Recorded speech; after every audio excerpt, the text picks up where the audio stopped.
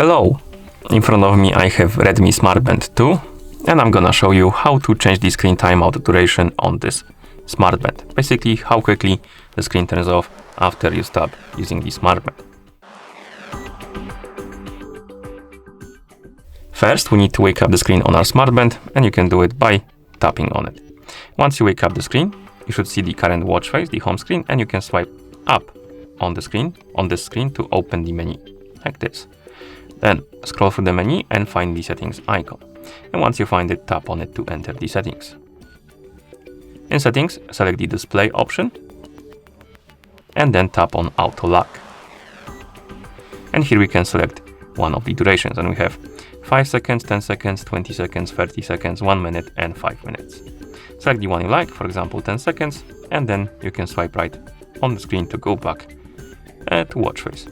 And now my screen should turn off automatically after 10 seconds of an activity. So it should be quite soon, maybe around now, oh, maybe more.